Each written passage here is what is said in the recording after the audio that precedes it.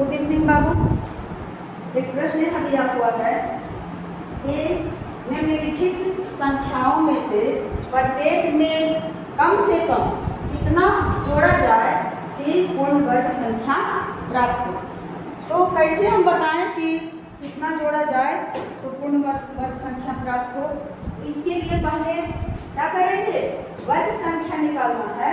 तो सबसे पहले बाबू इसका क्या निकाल लेना है, निम्नलिखित में संख्याओं में प्रत्येक में कम से कम कितना जोड़ा जाए कि पूर्ण वर्ग संख्या प्राप्त हो। और क्वेश्चन में इतना ही नहीं दिया गया है, जोड़ा जाए, हाँ कितना है 1750, एक ही तो 1750। अब 1750 में कम से कम कौन संख्या जोड़ दें जो कि पूर्ण वर्ग संख्या को। क्या करेंगे, पहले नंबर 1750 का वर्गमूल निकाल लेंगे।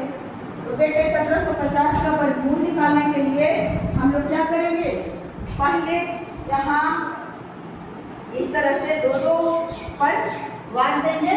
रेक्रीम है और पहला जो रेक्रीम है दो अंकों का, इसका मतलब है कि दो संख्या में आएगा इसका वर्गमूल।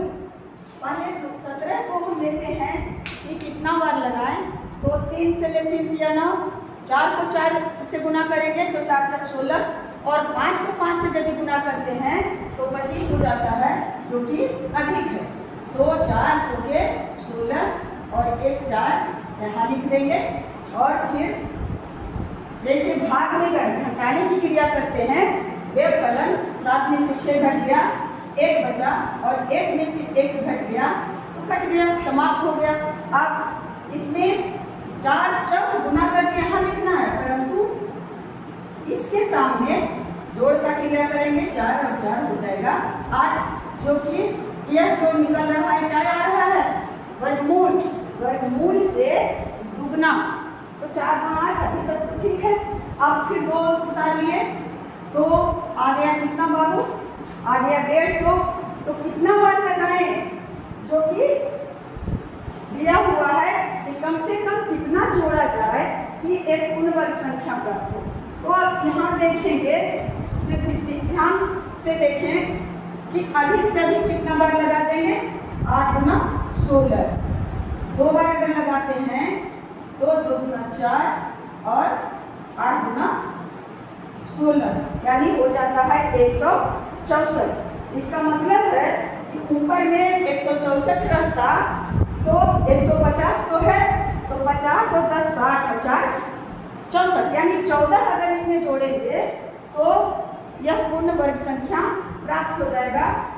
तो लगा करके देखते हैं, और 10 में से 4 गया, कितना बचा, नीचे से ऊपर घटाएंगे, 4 में से 0 गया तो 4, और 6 में से 5 गया 1, कितना रहा है यहाँ 14।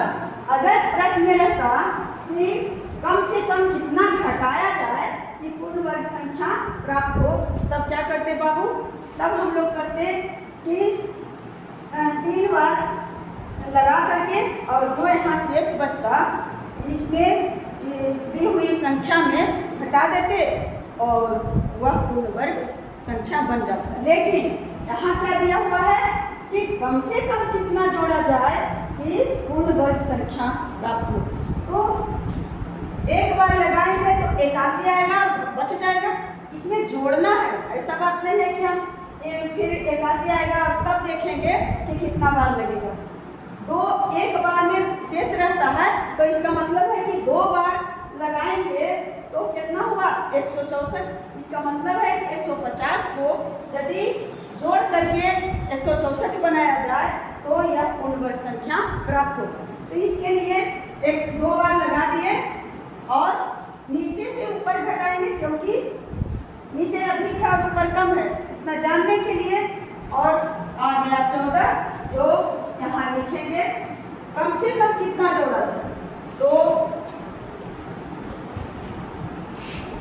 लिखेंगे संख्या दिया हुआ है कि 1750 में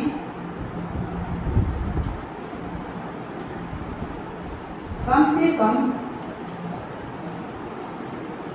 कितना जोड़ेंगे बाबू? 1750 में कम से कम 14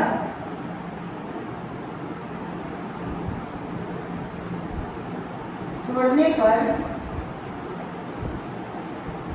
प्राप्त संख्या, अब जोड़ करके देख ही लेंगे कितना हो जाएगा। 1750 और इसमें जोड़ लिए क्या चीज, 1750 में हम जोड़ लेंगे 14 तो प्राप्त कितना होगा?